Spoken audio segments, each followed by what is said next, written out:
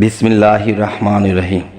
আজ আমি আপনাদের সামনে এমন কিছু আলোচনা নিয়ে আসলাম, যে আলোচনাগুলো যদি কেউ মন দিয়ে জ্ঞান দিয়ে শোনেন এবং জ্ঞান দিয়ে এটাকে রিচার্জ করেন এবং এই মতে কাজগুলো করেন, আমি কথা দিচ্ছি আল্লাহর রহমত, আল্লাহর নাম নিয়ে, আল্লাহর কসম দিয়ে আমি বলছি, এই পৃথিবীর আল্লাহ ব্যতীত এমন কোনো ব্যক্তি নেই যে আপনাকে একটা ক্ষতি করবে, আপনাকে জাদুটোনা করবে বা আপনাকে কোনো ক্ষতিগ্রস্ত করে দেবে। এই পৃথিবীতে আল্লাহ ব্যতীত কারো কোনো দিন এই শক্তি হবে না, ইনশাআল্লাহ। দেখুন, একটা জিনিস কি, যে হযরত মুহাম্মদ সাল্লাল্লাহু আলাইহি সাল্লাম তিনি কিন্তু জাদুগ্রস্ত করা হয়েছিল। জাদুকররা জাদুগ্রস্ত করেছিলেন। তাহলে জাদু বলতে, জাদু শক্তি বলতে কোনো একটা জিনিস আছে। যদি না থাকতো তাহলে হযরত মুহাম্মদ সাল্লাল্লাহু আলাইহি সাল্লামকে জাদুগ্রস্ত করতে পারতেন না। তাহলে আমি বলছি, এই জাদুগ্রস্ত হতে রক্ষা পেতে হলে, বাঁচতে হলে কি করতে হবে, এবং রাস্তাঘাটে কোনো বিপদ আপদ থেকে রক্ষা পেতে হলে আমাদের কি করতে হবে। আমাদের ব্যবসায় বিপদ, চাকরিতে বিপদ, এবং দেখা যায় আমাদের সমাজে বিপদ, ফ্যামিলিতে বিপদ। কেন? তাই আমি এক এক করে বলছি। সেটি দেখুন, যে আপনি দেখেন সূরা ফাতিহা 11 বার এবং সূরা ইখলাস, যাকে কুল হু আল্লাহ বলি, 11 বার এবং 7 বার ফালাক, 7 বার নাস এবং 7 বার আয়াতুল কুরসি। আমি এই কথাগুলো আবার বলছি। 11 বার সূরা ফাতিহা, 11 বার সূরা ইখলাস, 7 বার ফালাক, 7 বার নাস এবং 7 বার আয়াতুল কুরসি। এটি সুন্দর করে পাঠ করে সেই পানির পাত্রে পানি রেখে ফুঁক দিবেন।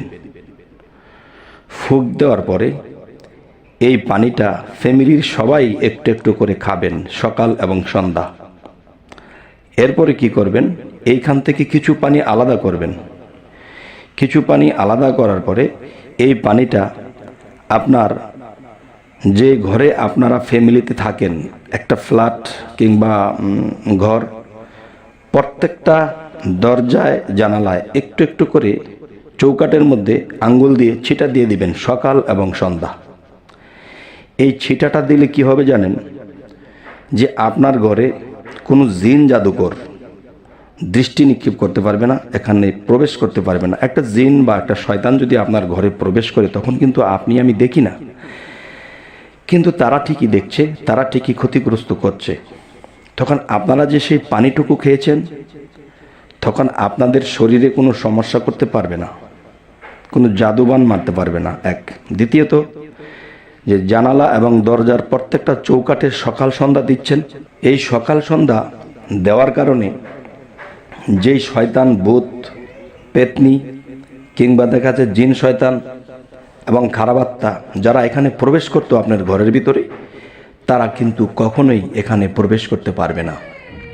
1 দিন, 2 দিন, 3 দিন, একটা সময়ে তারা কেটে পড়বে, যে দূর, এই ঘরে ঢোকা যায় না, শরীরে আগুন লাগে।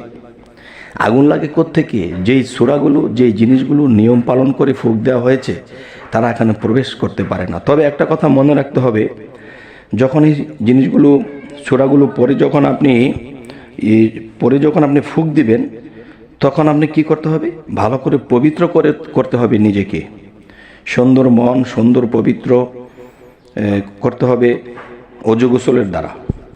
তারপর ঘরের ফ্যামিলির বাচ্চা থেকে একদম বৃদ্ধ পর্যন্ত সকলেই সকাল সন্ধ্যা পানিটা খাবেন, তাহলে অ্যাকশন থাকে 12 ঘন্টা। যেমন সন্ধ্যা থেকে সকাল, সকাল থেকে সন্ধ্যা, এরপরে আবার পানিটা খাবেন, আবার চৌকাঠের মধ্যে আঙ্গুলে নিয়ে একটু একটু ছিটা দিয়ে দিবেন। আচ্ছা, এরপর কি করতে হবে?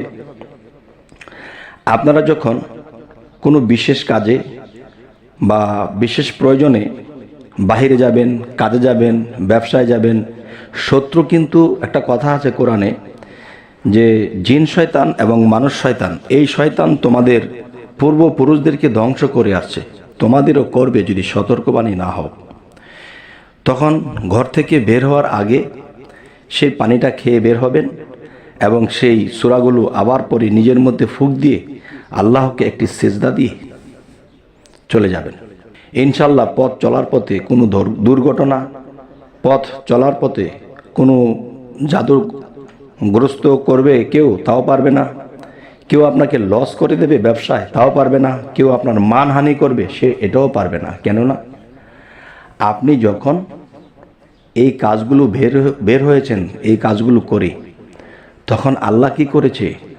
আপনার মাঝে বা আপনারই মাঝে আল্লাহ রহমতের ফেরেশতাদেরকে লাগিয়ে দিয়েছে যে হে রহমতের ফেরেশতারা, তোমরা আমার এই বান্দাকে দেখে রেখো, তার যেন কোনো অনিষ্ট না হয়।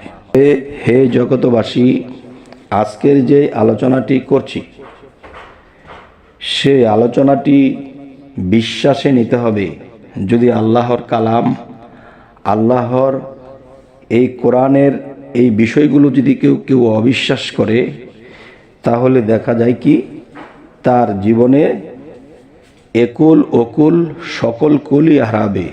এবং রহমতের ফেরেশতারা আপনাকে যখন গাইড দিয়ে রাখবে, দেখে রাখবে, তখন আপনি কি করবেন?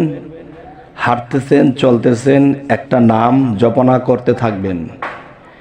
যদি আপনি মনে করেন যে আল্লাহর রহমত আপনার উপরে বর্ষিত হোক, তাহলে হাঁটতেছেন, চলতেছেন আর জপনা করতেছেন আল্লাহর একটি নাম, ইয়া রহমানু, ইয়া রহমানু, ইয়া রহমানু, ইয়া রহমানু, এই নামটি জপনা করতেছেন। আবার মনে মনে ভাবতেছেন যে আমি অর্থনীতিতে এমন একটা পর্যায়ে চলে গেছি, সংসার ফ্যামিলি নিয়ে চলার অবস্থা খুবই খারাপ হয়ে গেছে এবং আমি ঋণগ্রস্ত হয়ে গেছি। এই ঋণ চুকাইতে হলে আল্লাহর একটি নাম আছে, সেই নামটি জপনা করবেন। কমপক্ষে মনে মনে 20 থেকে 25 মিনিট সেই নামটি জপনা করবেন। ইয়া মগ নেউ, ইয়া মগ নেউ, ইয়া মগ নেউ, এই নামটি জপনা করতে করতে কি হবে? এই নামটি জপনা করতে করতে আস্তে আস্তে দেখবেন দিন দিন আপনার ঋণ মুক্ত হচ্ছেন, ঋণ গুছিয়ে যাচ্ছে, ইনকাম হচ্ছে এবং ঋণ গুছিয়ে যাচ্ছে। যখন ঋণ গুছিয়ে যাচ্ছে তখন ইনশাল্লাহ আল্লাহ আপনাকে আস্তে আস্তে ঋণ গুছিয়ে উন্নতির পথে দিয়ে দেবে। তখন দেখবেন যে যখন আপনার উন্নতির দিকে এসে গেল, ঋণ মুক্ত হয়ে গেছেন, আপনার শরীরটা পাতলা হয়ে যাচ্ছে, আপনার শরীরটা রোগমুক্ত হয়ে গেছে, চিন্তামুক্ত হয়ে গেছে, তখন আলহামদুলিল্লাহ আল্লাহর কাছে তখন কি করবেন? গরিব মিসকিন এতিমদের মাথায় হাত বুলিয়ে তাদেরকে পেট ভরে খাইয়ে দিবেন। প্রত্যেকবার, প্রত্যেক দিন এই কাজগুলো চালিয়ে যাবেন ইনশাআল্লাহ। তখন আল্লাহ বুঝবে যে নিয়মিত সে এই কাজগুলো কেন করছে, বিপদ মুক্ত হওয়ার জন্য এবং আপনার ঋণ মুক্ত হওয়ার জন্য। এবং কত মানুষের প্রবঞ্চনা, কত জিন শয়তান, খবিশ শয়তান, খারাপাত্মা, তারাও শয়তান, এইসব শয়তানের হাত থেকে রক্ষা পাইবার জন্য করতেছে। তখন আপনি যদি প্রতিদিন এই নিয়মগুলো করেন, তাহলে রহমতের ফেরেশতা দিয়া আপনাকে ঘিরে রাখবে, আপনাকে কখনোই সে বিপদগ্রস্ত হতে দেবে না। আর আমরা এই জিনিসগুলো জানি কিন্তু মানি না, আর না মানার কারণে বিপদগ্রস্ত হই। তখন আল্লাহকে এটা সেটা বলি, আল্লাহ তুমি দেখলা না, আল্লাহ তুমি চাইলা না। আসলে কিন্তু আল্লাহর কোনো দোষ নেই, সকল দোষের দোষী আমরা। যাই হোক, হে জগতবাসী, আমাদের এই চ্যানেলটির নাম হলো বিপদ মুক্তির পথ। তাহলে এই বিপদ মুক্তির পথ থেকে আপনাদেরকে জানাচ্ছি যে আপনাদের যদি আমাদের এই চ্যানেলটি ভালো লাগে তো অবশ্যই সাবস্ক্রাইব করে রাখুন। পরবর্তীতে আবার ভালো কোনো আলোচনা নিয়ে আপনাদের সাথে সাক্ষাৎ হয়ে যাবে। সকলেই ভালো থাকবেন। আল্লাহ হাফিজ।